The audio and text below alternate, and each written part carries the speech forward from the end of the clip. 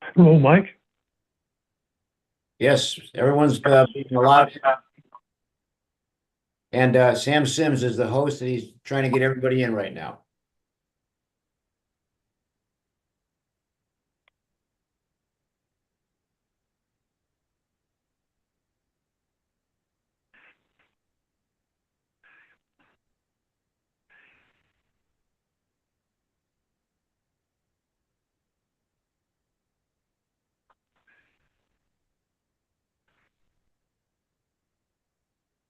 Sam, did we have anyone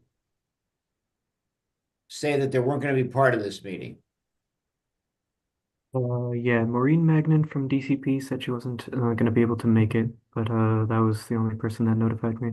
Okay, so we'll wait a few more minutes. Sam, I think we have a quorum now, right? With John, Jamie, myself, and Ron? Yep, that's correct. Wait another minute.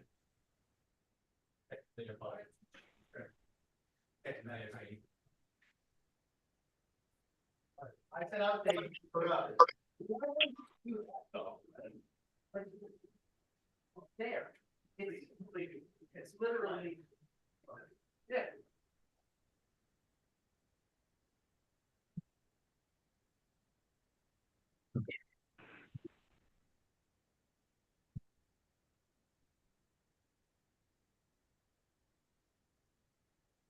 Okay, we have Jamie Cosgrove, we have John Carmody, Sam's here, of course, Ron's here. I see Jamie Foster.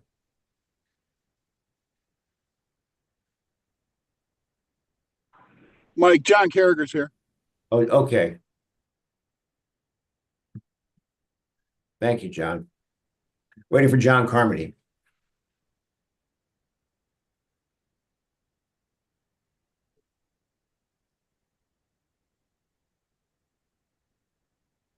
I'm here. Yes, Jamie, I'm sorry. Can you say that again?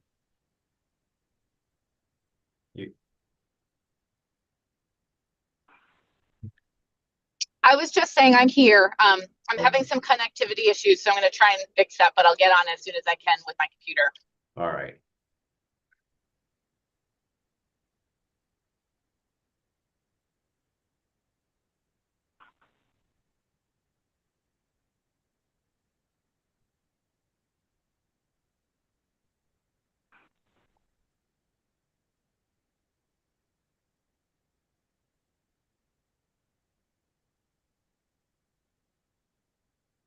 All right, I'd like to call this meeting to order.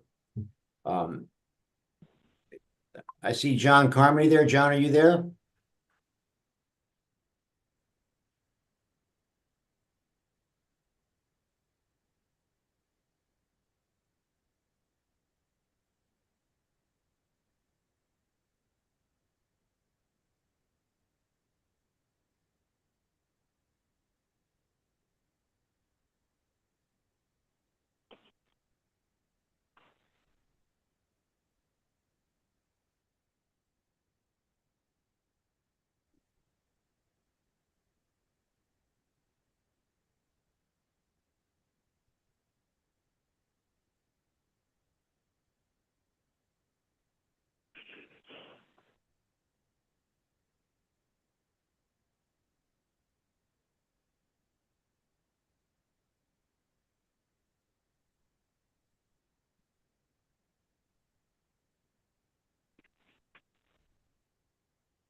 All right, let's call this meeting to order. Okay, we'll wait for John. So,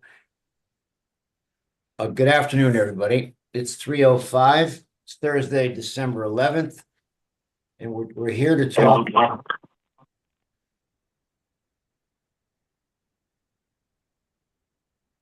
right, we're here to review this agenda for today, okay?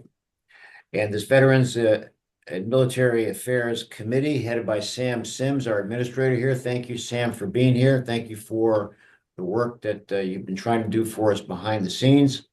We're joined by at least one member of the public, Mr. Ed Zach, whom we'll hear from in public comment. And I'd like to convene the meeting, and I'd like everyone to identify themselves. I'm Mike Frieda, the co-chair of this committee. I'll go to Ron Shea first.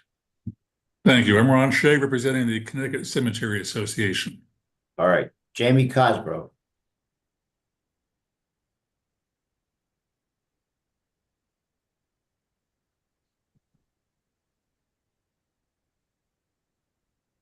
All right, I see the two Johns here. Hey, good afternoon, everybody. John Carragher, the Deputy Commissioner, Connecticut Department of Veterans Affairs. Thank you, John. And John?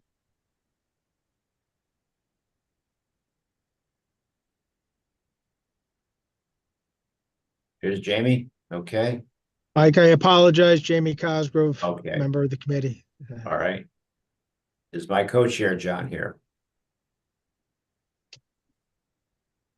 He said he was having some troubles getting the Zoom to start, so he should be on in a couple minutes. Okay.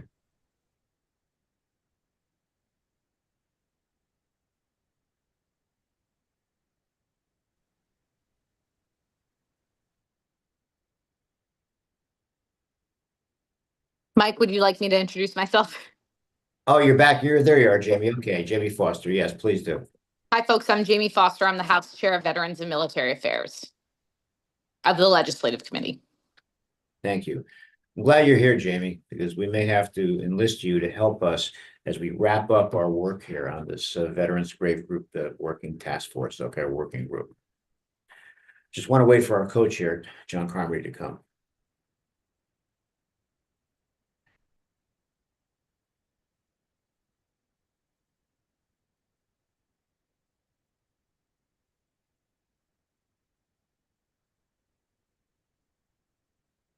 All right, I think we should start the meeting, and I'll start with remarks from the co-chairs. So this past week, the two co-chairs, John and myself, we had a Zoom meeting with Sam Sims, and we crafted a draft of what our recommendation would be to the state.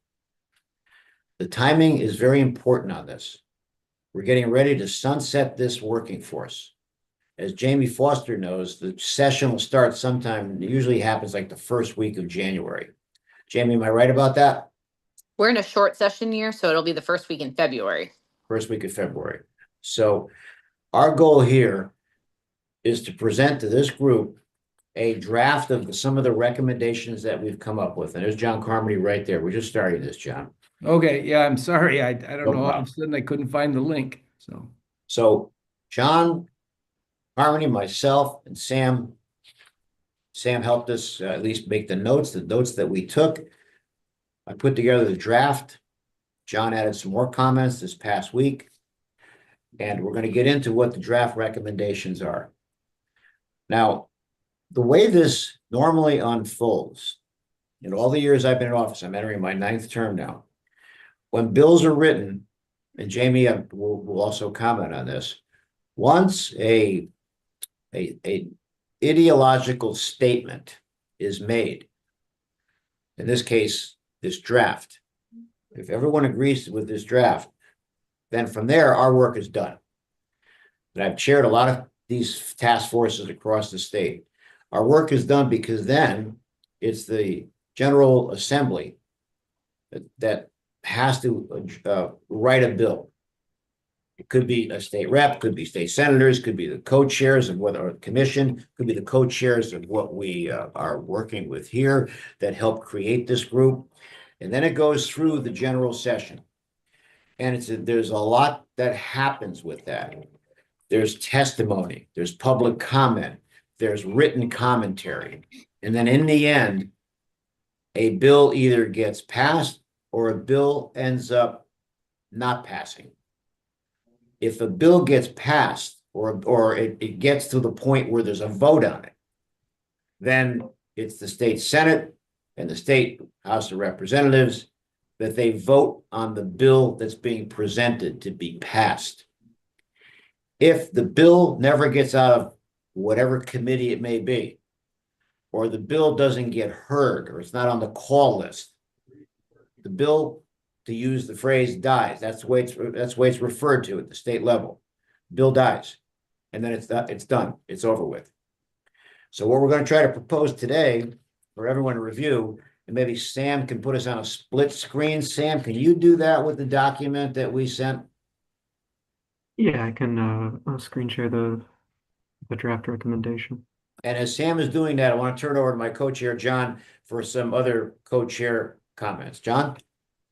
Oh, thanks, Mike. But I think you probably framed this very, very well as to what happens with this. And I think that there's some tweaking that we may be able to do with this report because I think we owe it to the people that asked us to serve to give them our best thoughts about this and recommendations. We can't control what they do with it. So I think rather than either John or I read this, we're going to give the working group a few minutes to read this carefully and digest it. And then we will have the members of the working group offer their opinions, look to maybe add or subtract. We will open it up to public comment afterwards. But the goal here today is not to delay this. We've got to come up with something. So I think that if there's feedback here and that we have consensus on the feedback, then we can redo this draft, make it into and memorialize it. But hopefully, you'll look at this and you'll say, well, it looks good, or there's some things missing, but we're not going to keep this going. It's a short session, as Jamie said. We've got to come up with something to send. And then Jamie, I'm not sure who it would be. Who would be the ones that write the bill to take it through the process at the state level? Yeah, the drafting attorneys would do it on behalf of myself and my co-chair. We would direct them based on the recommendations. Good. Well, and that's the answer right there. So we have someone here with us, Jamie, and she has a co-chair that they're basically Jamie saying that they will be responsible for with working with the state attorneys to draft this to get it moving through the General Assembly, right, Jamie? Correct. All right, I'm going to turn it over to my former colleague, Jamie Cosgrove, just for a moment, who has a lot of experience in local government. Jamie, did I summarize everything well, or should we add anything based on your perspective in terms of how the process works? I don't think that there's anything else procedurally. I'd like to see what the recommendations are so I can get a sense of like how easy or difficult it'll be to get done in a short session. And I'll remind you that just because a concept dies this year in a budget adjustment short session, it is hard if there's like a fiscal note to get something with a hefty fiscal note through. It doesn't mean we can't re-raise the concept next year, but we would have to start again from introduction of a bill, public hearing, in committee, it getting through both chambers and being signed into law by the governor. You have to start from the beginning each time, not the working group beginning, but from bill introduction beginning. Okay. Jamie Cosgrove, as all the years you've served with me in municipal government, any other comments you'd like to make on the process? No, I think you laid it out, and the other Jamie laid it out just fine. So I just want to be one clarification. Is there an expectation that we'll make a recommendation coming out of today's discussion? Yes, that's my expectation. Okay. Yeah, great. All right. No, I think this is a great start, and I appreciate the work that you and John and Sam put into creating this document, and look forward to the discussion. Okay. So I'm going to pause myself and John Carney, give everyone a chance to read this thoroughly. And then through a raise of hands, if you could outline to us through the raise of hands that everyone has read it, and then we'll open it up for discussion, okay? So I'm going to sit back, myself and John, for a few moments until you have a chance to digest this.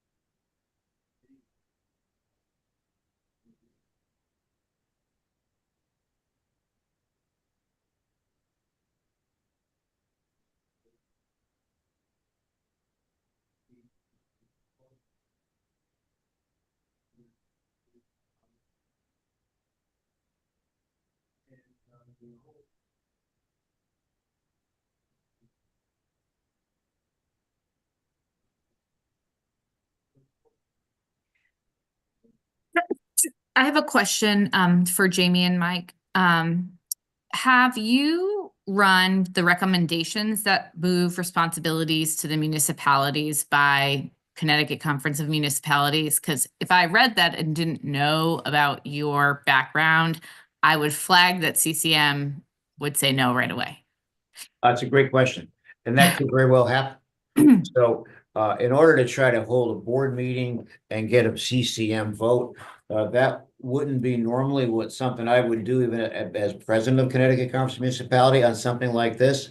It would have CCM and cost will have to weigh in if this bill gets written, Jamie, and that gets presented to the General Assembly.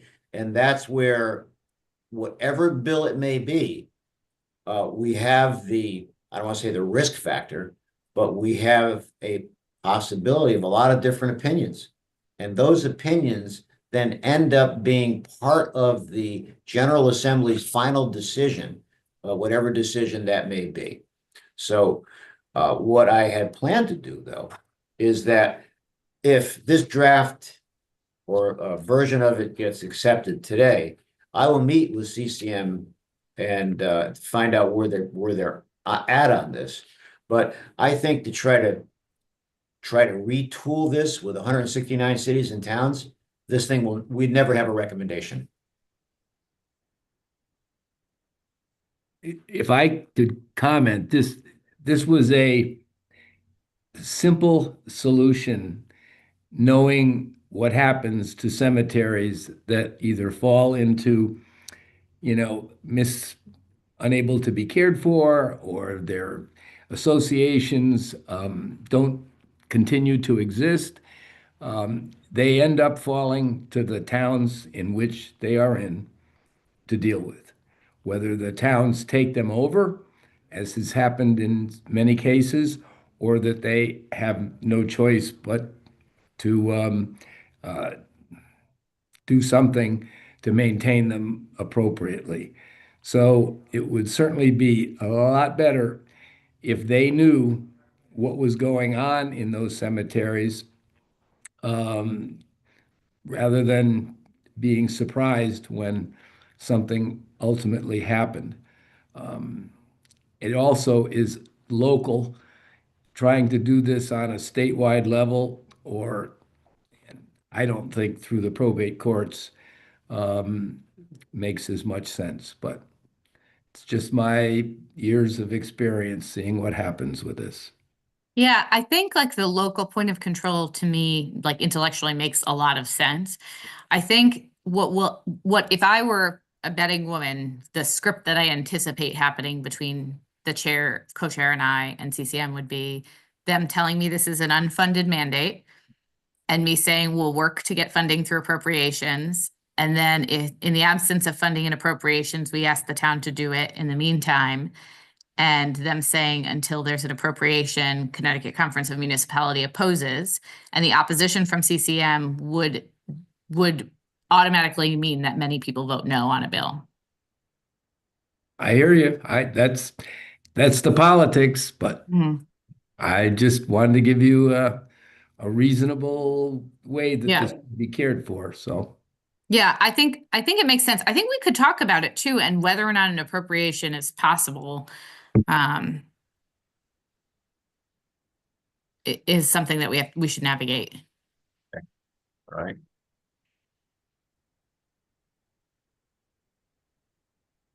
All right, so I see Jamie Cosgrove and Ron Shea have raised their hands. They've gone through this, so we'll wait for Jamie Foster. And I've read it. I'm sorry. I'm sorry. Yep. Okay. I have completed reading it. Okay. All right.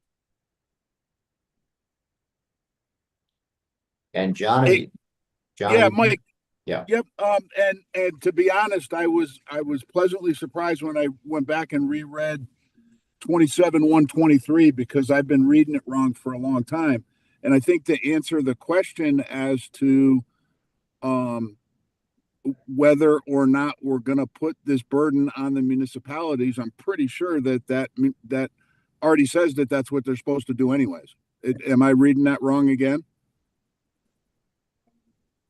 No, I think, John, you're reading it correctly. So we're not giving them a mandate, I think, because it already says that they're supposed to appoint the 3 veterans, et Yes, cetera, and appropriate funds for maintenance costs if private persons or cemetery trustees do not pay for Right. the upkeep. And that's So, supposedly been on the books since 1957. Is yeah, that correct? and well, I don't remember the exact date, John, but I was reading it wrong because, quite honestly, when I read that paragraph of the statute when I first started in the cemetery business, I got as far as Revolutionary War, and Yeah. and stopped. And I was very surprised when I went back and reread that very closely. So I guess, Jamie, to answer your question, I don't think it's a matter that we're adding. We don't need to add the requirement to the towns or to the municipalities to do that. It's already there.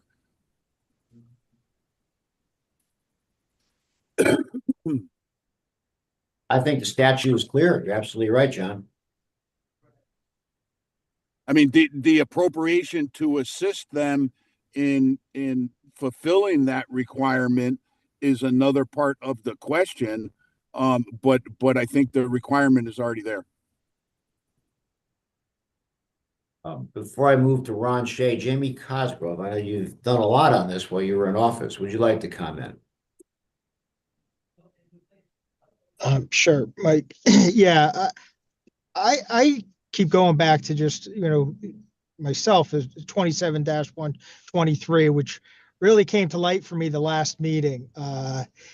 And in terms of a lot of the responsibilities already there. I think the recommendation to include is for the state legislature to revisit that and perhaps, update that or modernize that statute.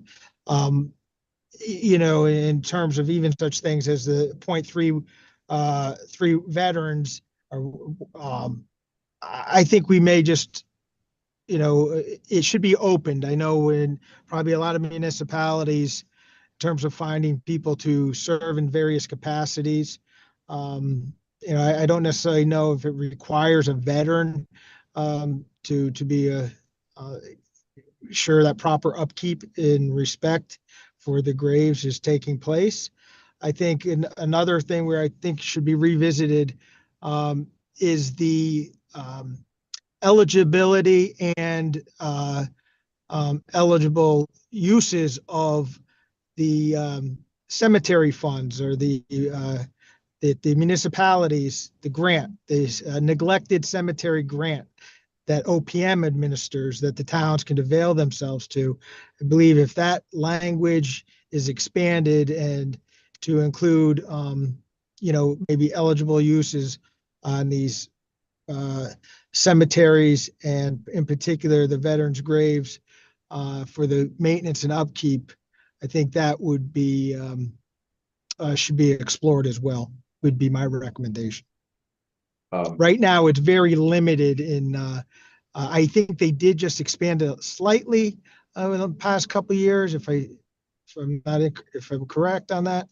But I do think it should be maybe broadened with the municipality could determine how these dollars should be used.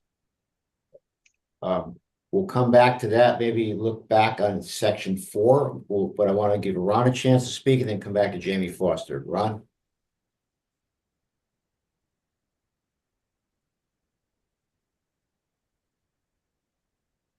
Ron's on mute, so. All right. Thank you, Mr. Chairman, for that. I also been getting warnings that my internet connection may be unstable, so I apologize in advance if I cut in and out. You can give me a hand sign or something like that. I think the first page, the overview, it's quite accurate in defining the situation.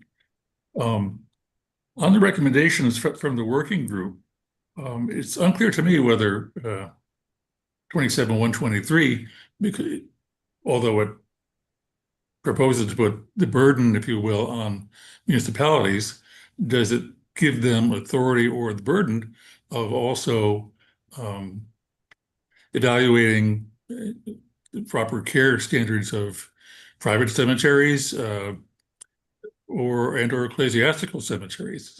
Is not clear. I haven't got that statute in front of me, but just because the cemetery is within the boundaries of a town municipality, does that municipality become responsible in one way or another? And the other is just a definitional concern about what exactly does and is entailed in proper care. I believe it was at our last meeting, or one of our last two meetings, and I think it was John Carragher, correct me if I'm misquoting you or attributing to the wrong person, who said there is uh, a defining document as to what, proper care, which entailed in that, and that even veteran cemeteries would have trouble uh, keeping up with those standards, if you will. So I think the legislature might have to go through some some time defining what is proper care. I mean, in one of these paragraphs here, you talk about mowing the lawn and weed whacking. Um, but is that sufficient or is it not sufficient? And if not, what exactly would be uh, required to meet those standards? And I think the members of the statewide cemetery association would have an interest in this also, as would the CCM. Jamie Foster. My hand was raised, just confirming I had read. I'm good. Good. So if we go to the recommendations and go to item number 4, it reads, we wrote, establish grants for municipalities regarding cemetery upkeep for all municipally operated cemeteries, okay? Does anyone think we need to amplify that by adding the specificity to it? Like, for example, in North Haven, we're already doing this, okay? So, and that is like stones that are displaced, mowing. If someone, like it happened last year, somebody drove off the road and put divots across veterans' graves at one of our cemeteries. We had someone come out, regrade the area, replant grass, and put the stone back into position at our cost. So does that need to be amplified, or is that general enough that it covers it? Is upkeep a strong enough word to encompass everything? That's my question for this group here. I think that Ron had a good suggestion. I mean, we have a cemetery association in the state, and they should weigh in on some standards that are used. And some of it is pretty obvious. I mean, how does it look? And the federal government has very strict standards on our national cemeteries. And Jack is right. It's almost an impossible standard, but so be it. That's the ultimate, and that's something that's exceptional. Is everybody going to reach that? No. But would it be a good idea to have be something to shoot for? And then somewhere in the middle is going to be what the average American is going to be able to do, and also that they feel is appropriate. I mean, we get almost no complaints at the veteran cemetery that I manage about the care and maintenance of the cemetery. It's more about stones that have gotten broken or need to be replaced, and bringing that to our attention. But we just don't get those kind of complaints. Mostly it's all, accolades and thank you very much for all that you do. This Saturday, we'll have our Wreaths Across America ceremony, and we'll place over 2,000 wreaths at our little cemetery. Every veteran's grave will be covered. And but we also, and I think we have a high standard. So, could it be better? Sure.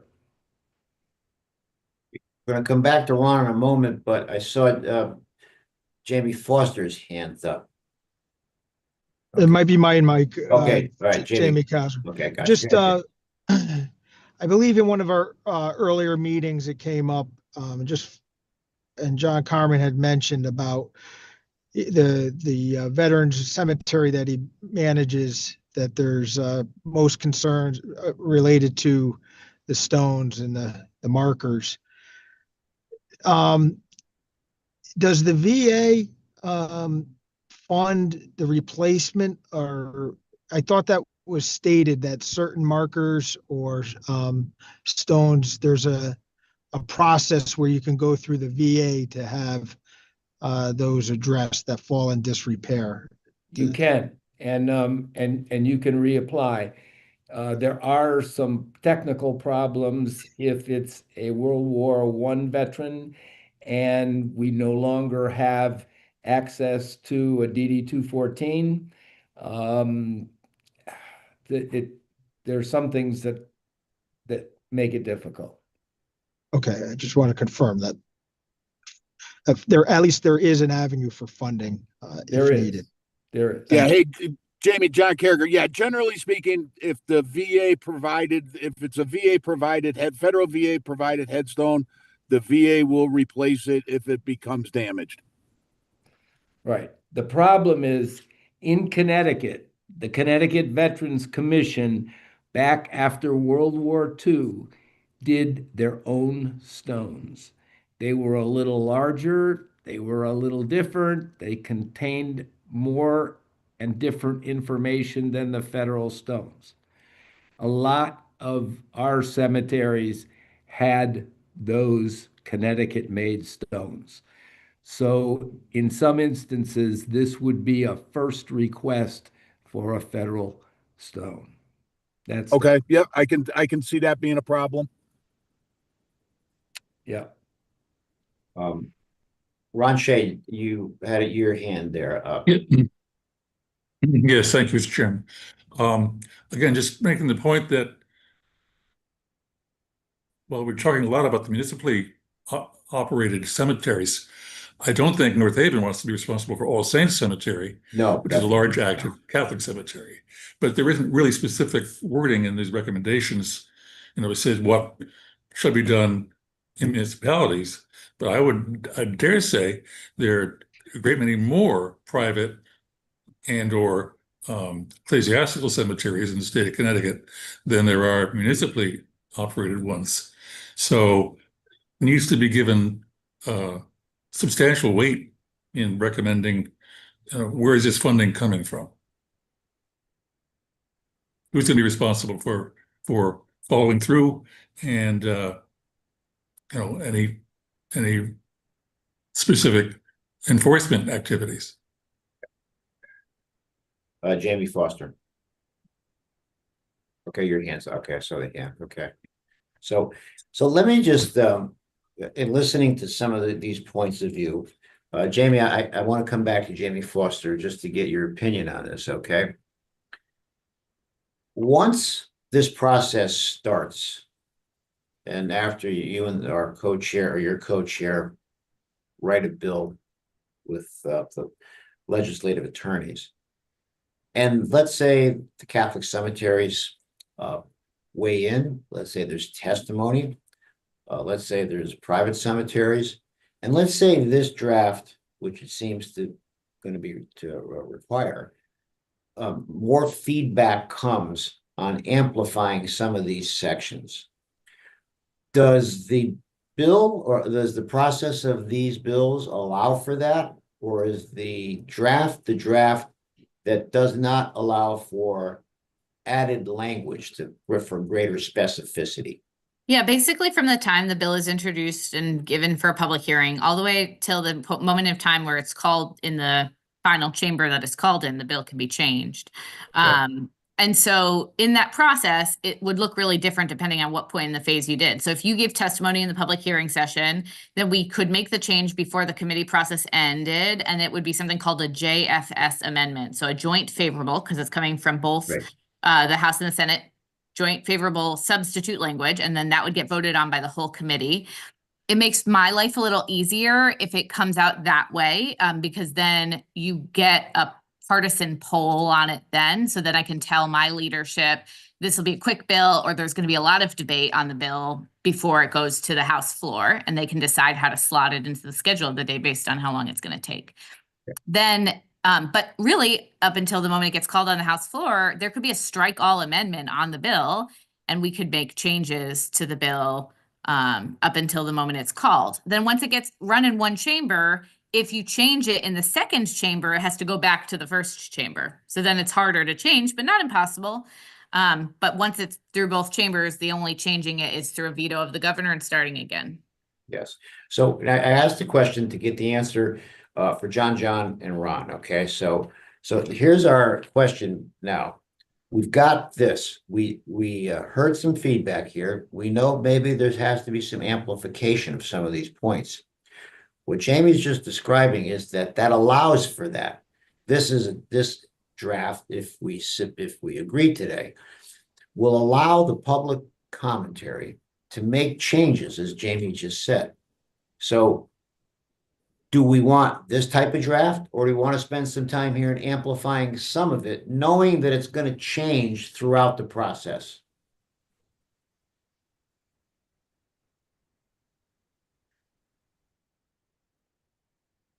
And the Hey, way this Mike, John Carragher, just a comment on paragraph 4, where we talk about established grants for municipalities regarding cemetery upkeep for all municipally operated cemeteries. I think somewhere in there we have to talk about veteran sections or veterans graves, because all municipal if I'm playing devil's advocate, if I'm the elected official in a town and I operate a cemetery, I should be eligible for a grant regardless of veteran or not. And it's kind of outside of our scope. Okay, it's a good point. So to that point, we have Sam here, and maybe Sam, can we add that if this group agrees under section 4 to create that distinction? For sure, yeah. I'll throw a note in here about that.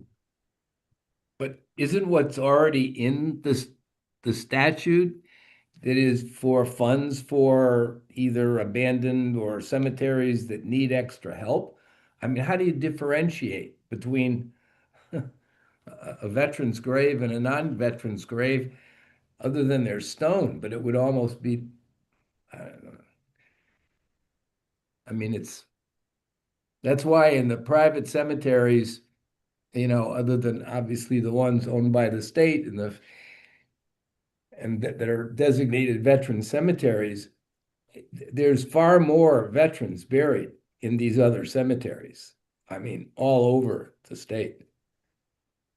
Right. Understood, John. And that was one of the points that we brought up very early in that there's, very few cemeteries have specific veterans sections. Right. They're just interspersed amongst.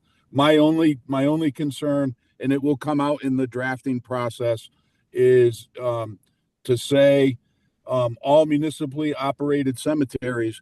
27-123 talks about cemeteries that were found to be in disrepair, and I don't have the language right in front of me, so that wouldn't really apply. But if our recommendation is establish grants for municipalities regarding cemetery upkeep for all municipally operated cemeteries, that drastically increases the scope of what we're talking about, and Right. it goes outside of the scope of what we were assigned to talk about, and that is the graves of veterans. Jamie Foster, how do you see that issue? I hadn't really considered it, and I'm coming to this a little late. You've all been ruminating on this for a year ahead of me. I'd be deferential to the working group. I'm really happy to like raise and champion whatever recommendations you have going forward. I am always aware of like the wider we go, the more Herculean the effort is to get legislation passed. And so, this could be something the committee considers every couple of years, like, do we need an update? But yeah, I'm open to suggestions of the group. And again, Jamie, John Carragher here. I think that will come out in the drafting process, as we go through initial drafts of any proposed legislation.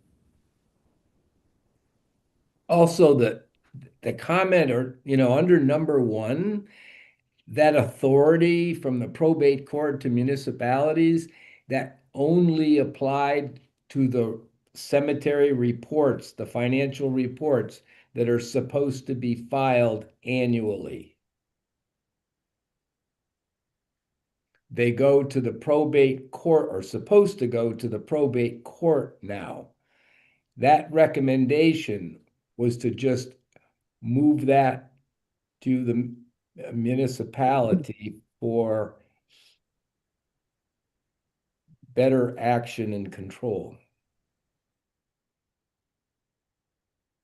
I'm sure the probate courts would love to have this off their plate.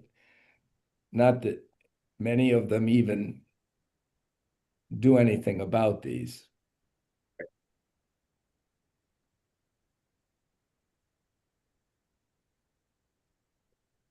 And there's like a top, I forgot the title of the probate court top administrator, but they also have a chair of like a policy chair of their statewide committee. And we could certainly ask before we even put it forward for a public hearing, we could ask that ahead of session. But we could take these as the recommendations of the working group. And if you'd like, via email, we can solicit the opinions from the probate group, have a thread continuing on so we can keep that conversation going. We can have Sam file recommendations or thoughts or feedback as appropriate under the working group tab under the committee's page. And you guys can say, like, this is where we've gotten it from here, and you can leave it deferentially to the legislative committee to negotiate amongst all those other stakeholders. I'd love to know that when we negotiate something and come up with a compromise, we can come back to this group and say, here's where we're at. Please testify, give us feedback, let us know your thoughts. But if you'd like to say, like, this is as good as we think we can get it before session starts, we'd be happy as a committee to take it from here and sort of shop it around with the relevant stakeholders. That's a very good idea. It is. And that's really the perfect part of what the process should be. That's very well articulated right there, Jamie. So the goal all along for us is to get something in front of the General Assembly so a bill can be written. And what Jamie's saying here is that this appears to be enough to get this whole process started, to go through this short session with a lot of feedback from a lot of different stakeholders that are going to look at this: veterans, cemeteries, Catholic cemeteries, wherever it may be. So, and we've got to create inertia. We've got to create this thing moving. And the starting point is whatever this draft ends up to be decided here today. And what would be great too is to just get a sense from you all is if you guys are on the first agenda for the public hearing, because this doesn't seem like this will be a very long process to draft this. Can you guys get your coalition of interested folks that you're representing to testify before that committee if it's in February or early March? Oh, I'm sure. Okay, great. So we do run the risk, as we talked about earlier, okay, there's 169 cities and towns. So we run the risk of somebody opposing it, but that is what happens in these type of bills. There's going to be people that are going to be in favor of it, people that may oppose it, and that's why a vote ends up going to both the House and the Senate, and both have to pass, the House and the Senate. But In the other point, words, yes. yeah, the point is that some of these rules have been in place, and yet they have not been followed. So if anything, the complaints that we've had and the work that we've done has just highlighted the fact that, okay, in order to change this, we can go back to some of the old things which maybe need to be fixed and strengthened and or changed in some way, but bring some accountability to the problem. And I think that's part of our responsibility. And if we have to take this all the way to that step just before the legislature, and with all that work, something that comes out of it makes a difference, then congratulations. I feel good, better that our time was not wasted. So let's stay on that point for a second. Let's say the bill passes both in the House and the Senate. And one of the cornerstones of the bill is one of the recommendations to have to have complied with this statute. And let's say there's no compliance. It's a problem, I think, in state government sometimes, right? How do we enforce? We tried to put a DCP, component in here. And I keep coming back to Jamie Foster. She's got a lot of experience there, with the General Assembly. What's the enforcement mechanism if the statute is not complied with? Because there's always an ambiguity in statutes, may and shall, okay? This is not a may, this implies a shall. Jamie, Foster, the enforcement aspect, if a bill passes and it's not being complied with, what happens? It sounds to me like currently the law is silent on enforcement. Right. And if you want that to change, then you have to give that authority to something. And I believe, though it's been a couple of months and I've had a lot of meetings between now and then, I think we talked about whether DCP was the appropriate entity. It sounds to me like now we want people to relay their concerns about a cemetery maintenance to the town, for the town to then apply for grants to improve, which to me feels like a better mechanism if the town is receptive and willing to take on that responsibility, though I'm sure there'll be times where that's not the case. So, but it does sound like, as we have drafted here, the bill would remain silent on, your complaint if you don't believe it's being appropriately followed and adhered to. Do you want to remain silent, or do you want there to be a penalty for poor maintenance? Well, let's say there's grants that there's no grant money available. That falls back to the towns. So I don't know if CCM and cost would be on board with a penalty for non-compliance if they don't have the financial resources. That's a gray area here. Because, as Jamie Cosgrove, myself, and Jamie Foster know, there's always an issue across the state of unfunded mandates. It happens all the time. I was just with the governor at a press conference in Norwalk the other day on this housing bill. And there's an interpretation that there's unfunded mandates here. So this has always been a gray area in local and state government. And they do change. In fact, the statute that had a penalty was the one about cemeteries reporting their financial condition to the probate courts. Yeah. And that years ago, there was a penalty, a fine for not complying. I tried to look at the most current statutes and review them, and I can't find where that penalty still exists. So I don't know how it got moved, changed, but I'm sure that some of those things happen in the course of cleaning up language and things. Anyway, just a comment. Yeah. So we have a loophole here, a bad loophole. The enforcement. And the enforcement and lack of will come if there's no grants for the municipalities to apply for. But I go back to, we've got to get this thing moving here, folks. And we've got to get it into the General Assembly, bill being written. We hear from James, she's willing to help sponsor this, write it. It's going to go through a lot of different iterations in terms of the people that are going to weigh in on this. It's like I said at the governor's press conference. I said this at 4 different press conferences on housing. This was a housing bill. Is the bill perfect? No. No bill's going to be perfect. But it's something more than what we had. And this applies, I think, to this discussion here today. Any other comments here from the working group?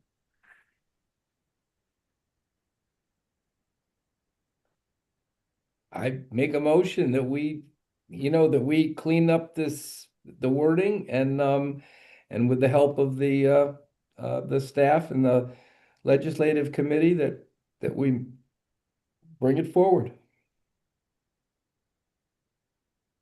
Um, And if I could just make a comment, Mike, regarding the past, it's just discussion regarding enforcement.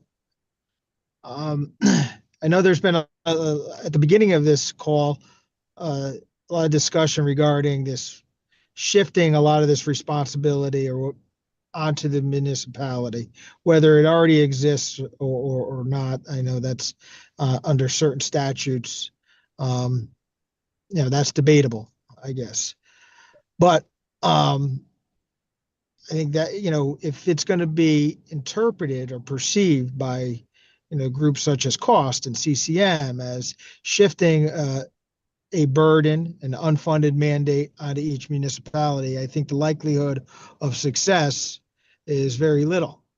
I think we should be approaching this, and maybe with the final tweak of this recommendation, I think then maybe not focus so much on the enforcement, or we don't include any enforcement, but it should be presented in a way we want municipalities and or cemeteries to have the resources, and what is the process. And that's where, to address, and getting back to the original charge, the veterans' graves, ensuring that the upkeep and the conditions are on into perpetuity. That's why I'm in favor of expanding the language of the grant. I know John had, uh, made a comment regarding item 4. And again, I was bringing up the fact that there already is a neglected cemetery grant. However, if we were to expand that grant, both in terms of funding and eligible uses, to include this way, if a municipality has, because it is very limited right now on how you can use it, it's really for mowing, cutting back bushes and things of that nature. But if we want to go back to the original charge, where this was brought to us because of a concern regarding the lack of care for veterans' graves, meaning the markers and the headstones, things of that nature, they were sinking or damaged. I think we need to provide a pathway to municipalities and or others can avail themselves of resources. So I would strongly urge that we take that language to, keep that language, but also reference that it's expanded to include veterans' graves. all right, now, if we look at this split screen here, I see Sam typed that in, which may require, I'm sorry, which 4A, specified veterans' graves. Jamie, is there any other additional language in there? Is that covered, do you think?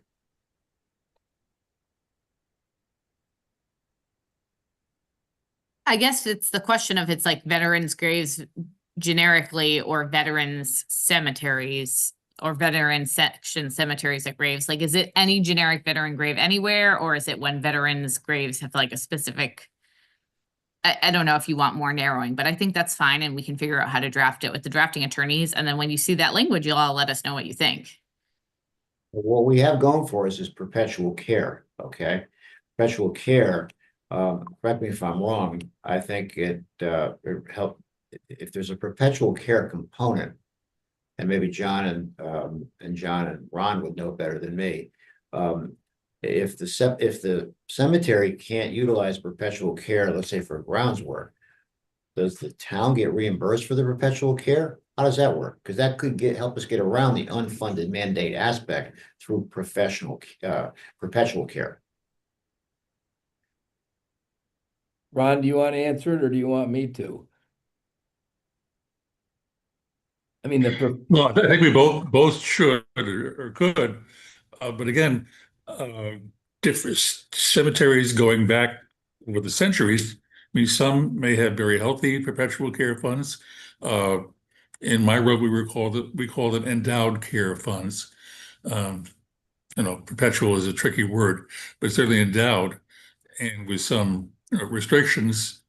Uh, but generally speaking, again, we're coming up with a definition of terms.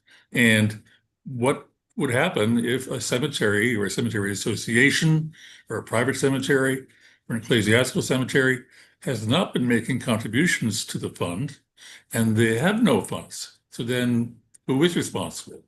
So it's again the question of the compliance and enforcement questions of what do we do about cemeteries that are neglected or abandoned, are ancient. And again, the whole thing about you get a veteran's grave next to their sister's grave, who is not a veteran. So how do we go about distinguishing how perpetual care funds or endowed care funds should be utilized? John? yeah, I mean, and I agree with you. Endowed is a much better word to use, and is also more explanatory of what those funds are, that they're funds that have been set aside in perpetuity, but have been set aside, the interest of which hopefully will be able to maintain the cemetery, both individual graves and the common areas, the roads and the public areas, and maintain economic health, I mean, of those entities. Hence, and if those become not taken care of, or the group that is supposedly in charge of them no longer continues to function, and they fall into a mess, the town that they're in is the one that has no choice but to be able to go in and fix everything or take over. And that's happened in many communities. You'd like to say there's some state agency that's going to swoop in, but that isn't going to happen. And it's the town that will have to come up with it. Why having the financial report of their cemeteries makes good sense to at least be filed with a town or an agency in the town, so that they'll know whether they've got issues or not moving forward. Remember, all these cemeteries are not-for-profit entities established by Connecticut statute in some way. So basically, when they bring in money, all that money comes in as income, and technically all the assets that they have really are part of their endowment. I mean, the only thing they have to sell are graves. And then the money that they have, hopefully that the interest that they earn, and it's properly managed, will continue to maintain that cemetery in perpetuity.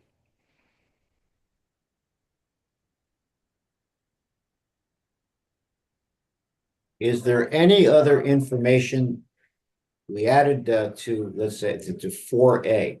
Is there any other information we'd like to add here before we come to a consensus on this? And of course, we will have public comment.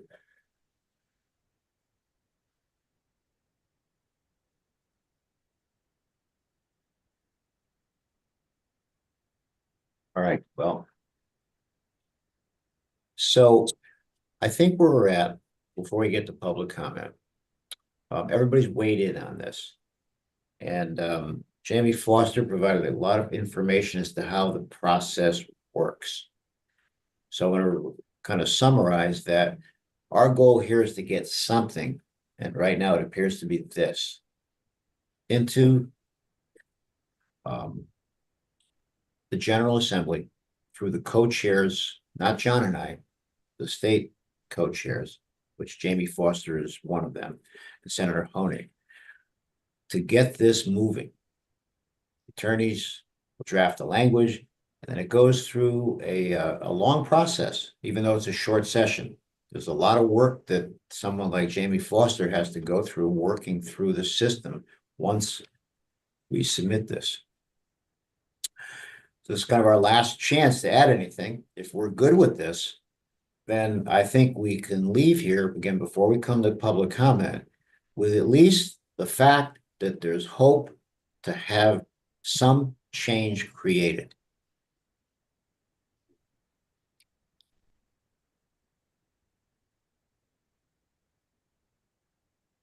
All right, now Jamie Foster, I see the hand there. Maybe I'm misinterpreting that again. We good here?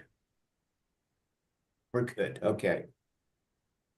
So I'd like to ask for a motion to accept this draft with the enhancement of 4A. I made that motion, Mr. Chairman. Thank you. Very good there, John. Thank you. Is there a second?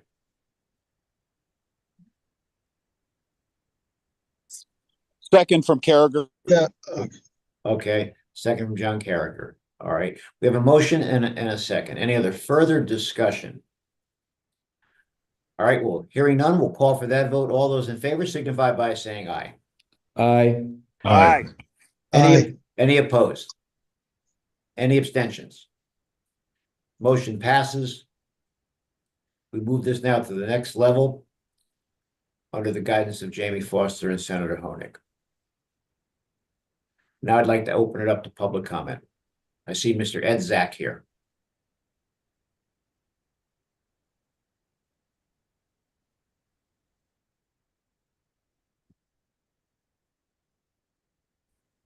Ed, I think you might be muted.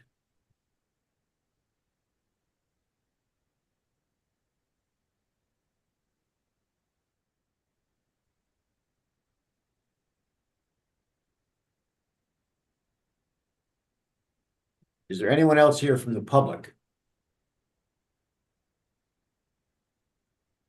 Hi, Mike. Yes, here you are, Ed. Okay. Okay, I apologize. Just quickly, thank you very much for the great job that you've done. John Carmen is correct about the perpetual care funds. If the cemeteries fail to do their job, the towns should contact the perpetual care cemeteries to pay for the town's work. Two, there are Representative Foster, there's a letter from DCP that I have stating that there are state statutes, and DCP said that they oversee the state statutes. That's what it says, and if you want a copy of it, I'll be happy to send it to you. And then lastly is there was a discussion about the churches being covered in this section. Per the audited financial statements of a archdiocese in Bridgeport, they have very clear that they have to follow state statutes. There's a different archdiocese in Hartford in their financial policy manual, which is very clear that they must follow state statutes. So that's all I wanted to say, and thank you very much. Okay. So now, Does someone want a copy of that letter? I'm sorry, John, sorry, Ed, can you repeat that? Okay. Does someone, do they want a copy of the DCP letter? I think that's been provided in the past, but if anyone else would like it here that doesn't have it? you can send it to Sam Sims, Ed, and then Okay. Sam can redistribute it. Okay, and just Representative Foster, does she want a copy? Whatever you send to Sam, I'll get to. Okay, thank you. Very good. So now I'd like to thank everyone here for all of the work on this, even though we got sidetracked for quite some time, earlier this year. But also I want to just set the expectations. So as we sit right now, once this moves through the system,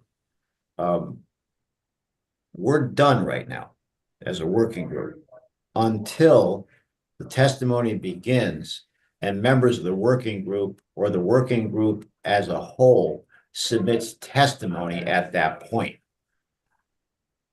So from this point forward, there are no more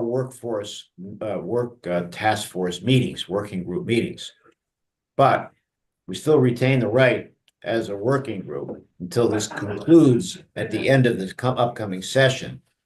Reserve the right to weigh in on testimony. Jamie Foster, am I correct about that? Correct. Okay. So I'd like to thank everybody who's been part of this group for the past couple of years, for all of your time, for all of your efforts, for all the time we spent at the LOB. I really do appreciate it. I know it's been a long process, but our work right now is completed. Any other Thanks, final? Mike. I would add that too, and also for the public that is so willingly participated and offered us their expertise and background and other perspectives. Very well said, John. And it's a great addendum to what I just mentioned. So thank you for that. So with that being said, ladies and gentlemen, thank you very much. I wish each and every one of you and your families a very happy and healthy holiday season. And Jamie Foster, thank you very much for being here. Thank you for your insights, and thank you for taking the ball from this point and moving forward with it. Thank you. My pleasure. Thanks for giving me something to work on. I'm happy to have it. Take care, everybody. Take care, everyone. Happy Thank you, holidays. Thank you. Mr. Chairman. Yes. Bye now. Bye-bye now. Ron, did you want something to say? You're good? No, saying the same. Just say thank you both very much. Thank you. Co-chairs. Thank you. Bye-bye. Thank now. you. Bye.